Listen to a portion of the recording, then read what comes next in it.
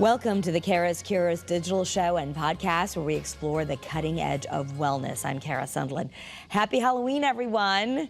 I know it means a day of candy and sweet treats, but we want to know what really are the scariest foods we could be eating. We're talking about the spookiest kind that cause the kind of diseases we don't want. I asked naturopathic Dr. Artemis Morris here on this Halloween in her cute little witchy costume because she's the witch doctor today. Welcome. Thank you, Kara. A delight to be with you on this scary day. Yes. So let's talk about your top 5 scariest foods, and then we can dive in. But number 1 is hydrogenated fats or trans fats. Yes. So hydrogenated fats, especially when they turn into trans fats, and that is actually called partially hydrogenated, are fats and oils that are synthetically changed in a lab to become shelf stable. So they're used in a lot of packaged foods and prepared foods and processed foods. You can see them in many products, and I even see them in supplements. And what these partially hydrogenated trans fats and hydrogenated fats do is they increase the bad cholesterol, the artery clogging kind, the total, and the LDL, and they decrease the good cholesterol, which would be the HDL cholesterol. So they also contribute to inflammation, oxidation of those cholesterol components. So you're going to have an increased risk of heart disease when these stable fats that are changed in a lab enter into your diet. Yeah, so watch out for those.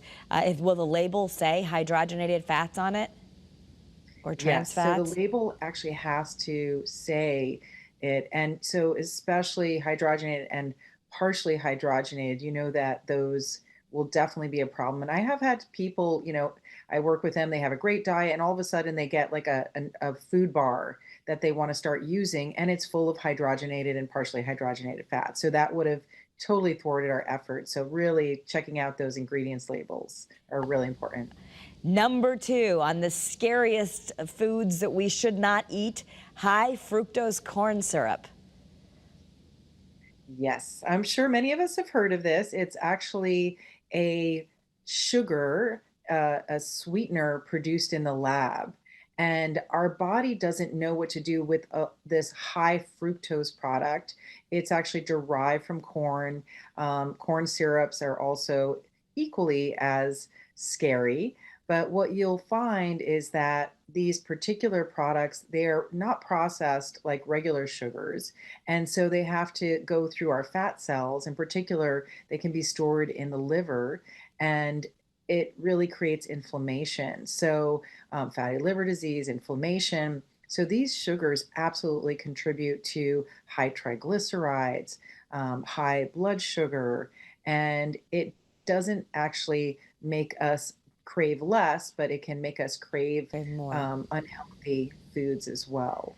So if you have fatty liver disease, I think a lot of people don't understand that, but and they think it's an alcohol thing or something's wrong. Explain why our liver would be so hurt by eating this packaged processed food. Yeah, so fructose is a sugar, and fructose is a natural sugar found in fruit. And when we're using it that way, like an apple or something, that's perfectly fine. Our body knows what to do with it. But when we consume sugars that are very high in fructose and have been synthesized in a lab, our body doesn't know what to do with it. And it either gets stored in the liver, so there's glucose, glycogen, and then it's basically in order for us to use that type of sugar, our body has to get it from our fat cells, or it has to get it from the liver. So how it's being packaged. And what that does is that can increase risk of obesity, it can increase risk of diabetes, and it can create inflammation. So this is where like the weight gain around the middle definitely plays a role as well. You know, and so many people, for number 3 of the scariest foods we eat, might opt for artificial sweeteners because they'll say 0 calories. But you're saying artificial sweeteners like saccharin, sucralose, those are really bad for us. One of the top 5 scariest foods. They are, and they're very sneaky and spooky, I find, because they show up in so many things. Like you think you're doing something good because it's no calories. No calories does not mean no side effects or no. So basically, any zero calorie, low calorie products, sports drinks, I find even health food bars. I see it sneaking up in supplements. It can even be in medications. And so the artificial no calorie sweeteners are actually worse for you than regular sugar, which is very surprising to a lot of people. And there are studies showing that it does increase inflammation, actually makes us hungrier because our body doesn't know what to do with these artificial sweeteners. And there are studies showing like that aspartame, things similar to that, like specific artificial sweeteners, can also increase our risk of some chronic diseases, tumor growth, make us irritable and depressed even. So there's studies showing that some of these artificial sweeteners can affect our mood. And there was also a study showing that mothers who were breastfeeding or just pregnant, if they had a lot of these artificial sweeteners, like it can be found in gum and different processed food, it increased the risk of diabetes and metabolic syndrome in their babies. So this is a multi-generational problem as well. Yeah, so you want to be careful. Again, a lot of people will say, okay, I'm going to have, I know you wouldn't advocate us drinking soda, but essentially a Diet Coke would be just as bad or worse for you than just having the real Coke. I think it's worse It's because, worse. the real sugar our body knows what to do with. You want to be careful that sugar high, too much of that, definitely diabetes. But the artificial sweeteners actually, it changes our microbiome, it changes our gut bacteria.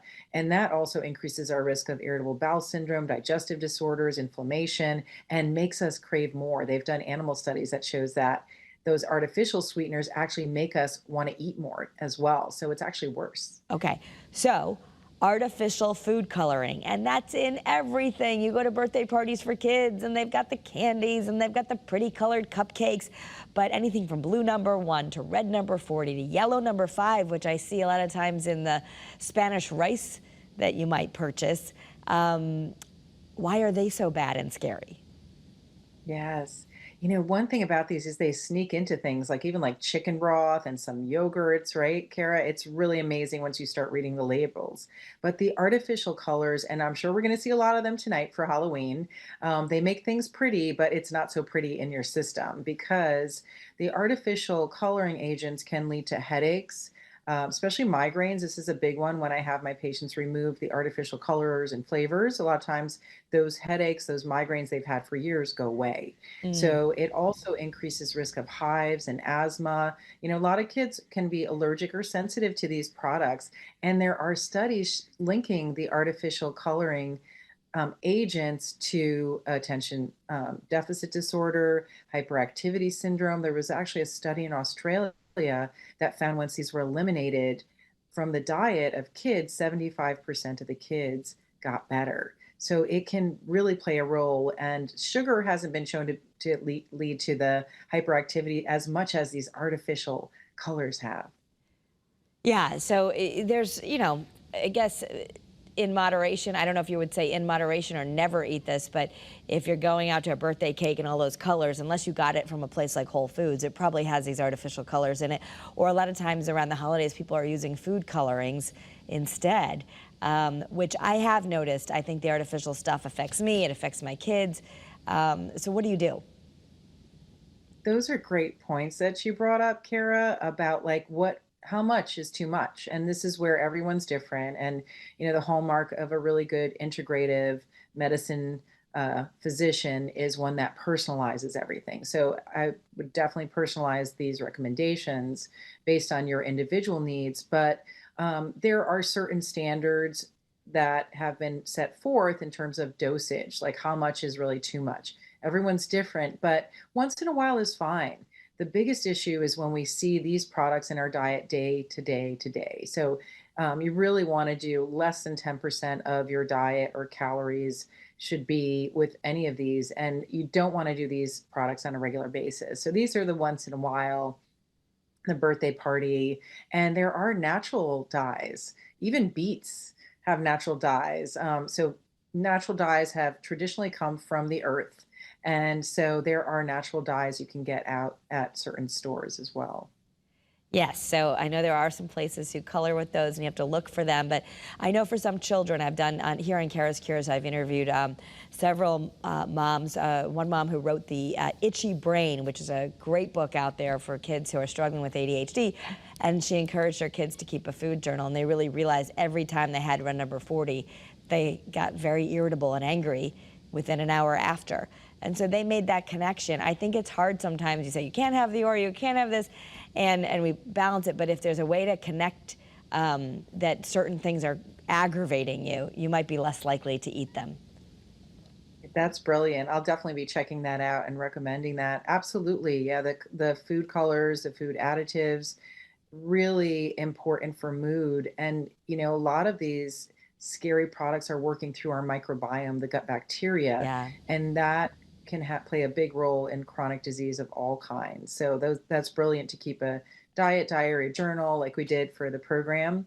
Absolutely, you'll find some really interesting insights. Yes, we are in the middle of finishing up the Mediterranean Detox Cleanse, which we've done. I encourage you to go back to the other Kara's Cures and listen to that. We'll talk a little bit more because that might be a way to clean house. Every now and then you got to spring clean or clean between seasons, which is what you do. So I want to get to the fifth scariest food first. And then don't feel bad because we're going to give you some solutions about how to wash this all out of you and start fresh. But BHA is a food additive in animal oils, fast foods, processed foods, BHA, and that's your fifth scariest food.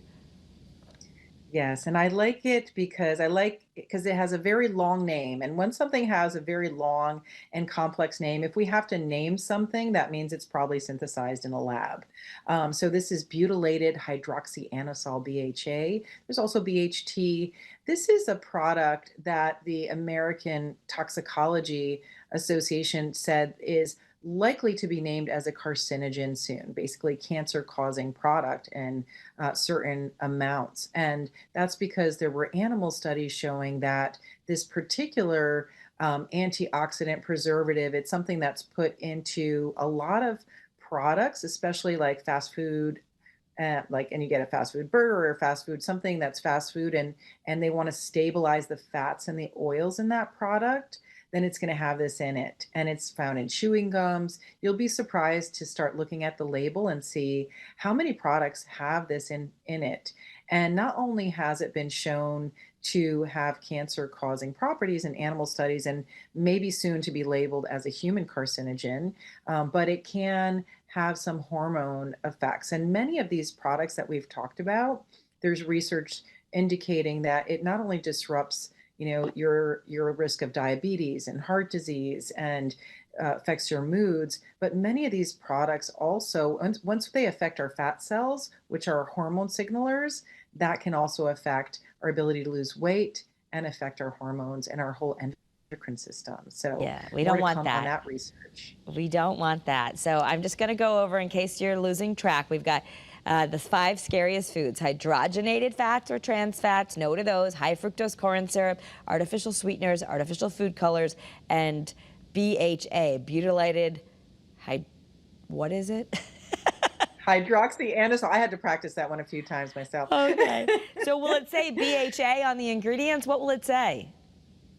BHA. It'll say Yeah, so BHA. actually I have some chewing gum here and I was like, oh, isn't that Oh my fascinating? gosh, my kids do chew gum sometimes, and which is interesting because even kids with attention issues, they'll recommend nowadays. We were never allowed to chew gum as kids, but now they recommend chewing gum as a way to help. But this could make it worse because that's you just held up some extra gum. That's a pretty common one that has the stuff in it. Yes, let's read the ingredients, which will make it super Oof. fun. Oh, and there is such fine print that it could really, actually this one has the artificial sweeteners in it and hydrogenated starch Oh, and aspartame and natural and artificial flavors. And this one has actually BHT in it, which okay. is similar to BHA. I went shopping yesterday and found some wonderful products with BHA in it Well, as well. let me So ask you you want this. to really look at anything that's fast or processed. quick food. And one thing that you brought up is like how much. And there's something in pharmacology that I taught in nutrition courses, and that is really important. And that is dose determines the poison. That's a pharmacology, truth. And so a little bit here and there might not be a problem. Some people, I have some patients, a little bit is a huge problem. Like I've had a lot of kids that tiny bit, that makes them hyperactive, it makes them feel sick, gives a headache. So really, you want to find out what dose you should get rid of, and usually, 0 to none for some people, but some people every once in a while is fine. So I don't know if there's any brands that you do recommend for chewing gum. I know we can look out for bad things, but some people will say, well, what should I have? So for instance, you recommend a good plain Greek yogurt. And if you don't want to eat that because you think that doesn't taste good, adding in your own like honey and cinnamon or fruit or things like that. Or if you get a yogurt, even that has already got the fruit in it, as long as it doesn't have the artificial stuff, we're good. Is that true? Yes. Yeah. A lot of people, they think, oh, yogurt's healthy, so I'll just get whatever yogurt. But that's absolutely not true. If you look at some of the labels, and they might have some of these toxins in it, whether it's artificial sweeteners, if it's like the 0 calorie, no calorie product, they might have the artificial colors in it. They might even have high fructose corn syrup in it. And so you really want to check those labels. Plain and as close to nature as possible is really important. And I love that, right now it's Halloween, but it's also, Dia de los Muertos. Like a lot of people are celebrating their ancestral heritage, and the people who have passed away, and honoring their ancestors at this time. And so, our ancestors did not have any of these products. So, if you look at everything behind me, these were not available. And in the Mediterranean, I know when I used to go to Greece to visit when I was little, we couldn't get a lot of these products, and now you can get it anywhere. So Right. anything that has a complicated food label can complicate your body and actually lead to these chronic diseases, attention issues, diabetes, weight loss. And so a plain yogurt is much closer to where our grandmother had it, rather than adding artificial things to Yeah. it. And I know you're fine with, I mean, we've used brands on the detox, which we'll talk about, but any of Fage or Nunos or Chobani, like as long as you look at it and see that it's, you can read, just start reading the ingredients. Ingredients. Ideally, you want fewer ingredients, and can you pronounce them all? If they have these things, it's not that you can, people will feel frustrated. I can't eat anything. And it's like, no, there's probably another thing. Even at the regular grocery store, not the expensive, all natural, organic store, there's products out there, or just, Whole Foods can be fast foods, Apple's this. So we all have, I would think, unless we're you, we probably all have some of this in our diet. And there's a way to also clean house, right? We all get our house dirty and we got to clean it every now and then. So you do a Mediterranean detox. It's guided by you, and you recommend doing something like this seasonally, and it actually can get rid of these toxins that are stored in our microbiome and our liver.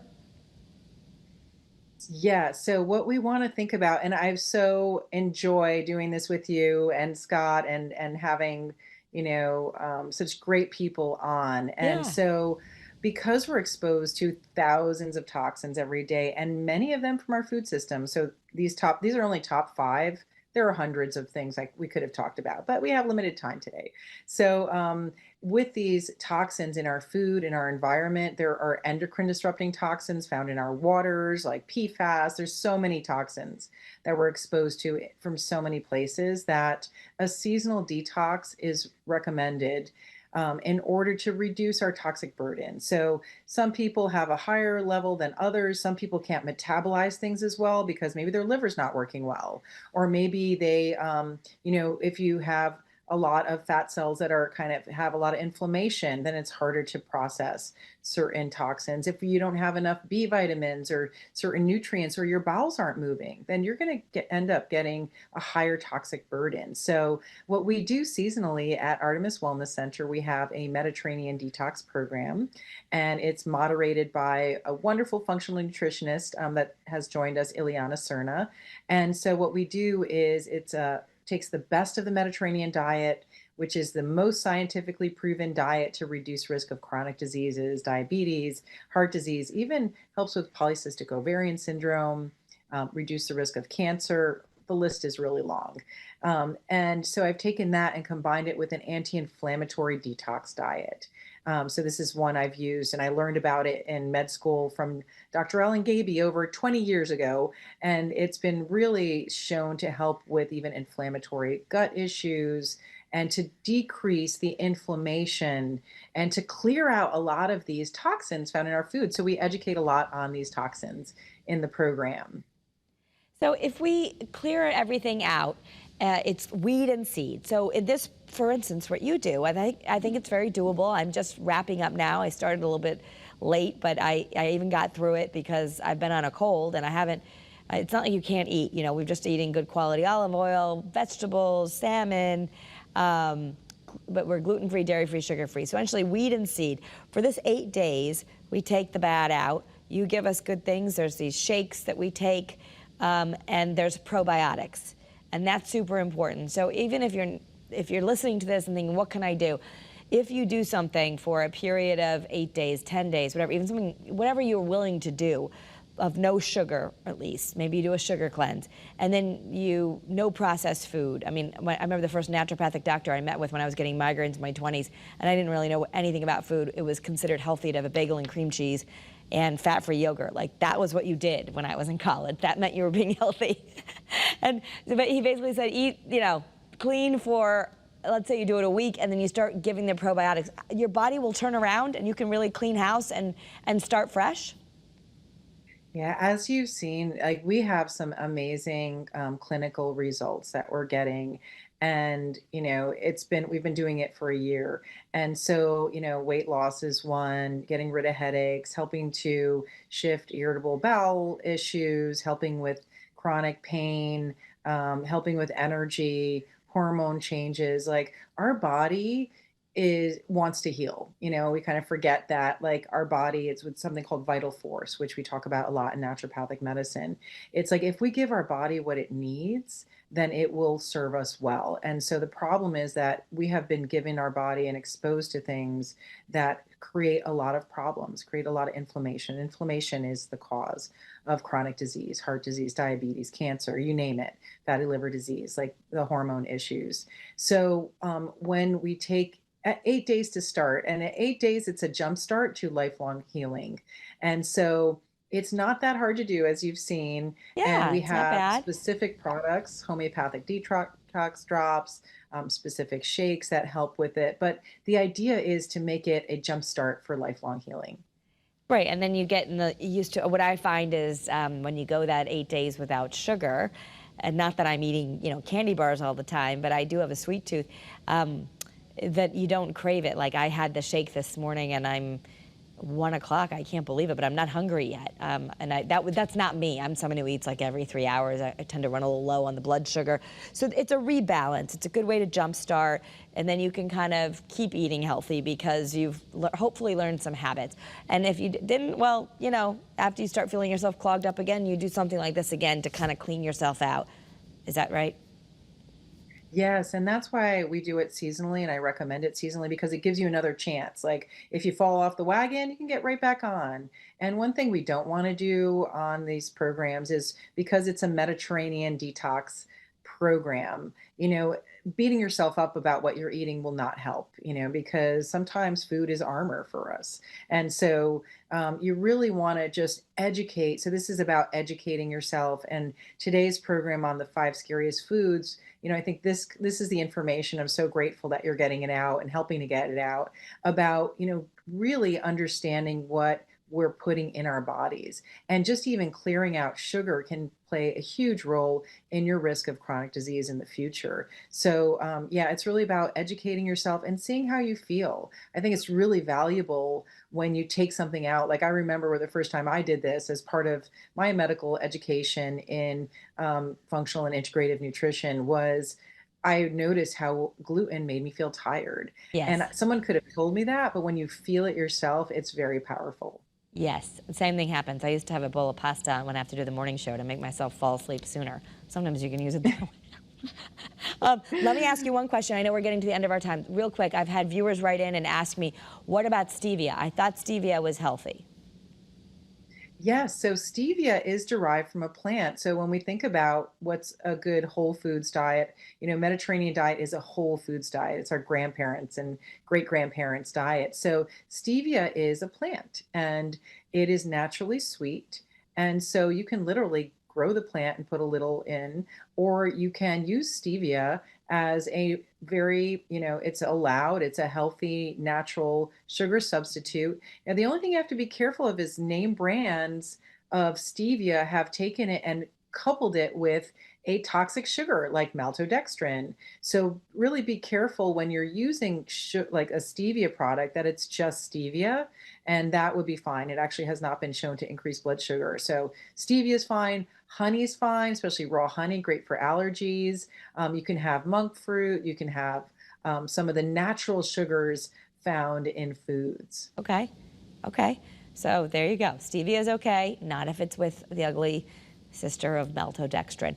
I want to let everyone know they can go to artemiswellnesscenter.com and find the Mediterranean detox there. I know we just finished the guided program, but you guide people individually. I've had a lot of people say, oh, I missed it, I missed it. You're going to be doing it again in the winter, right?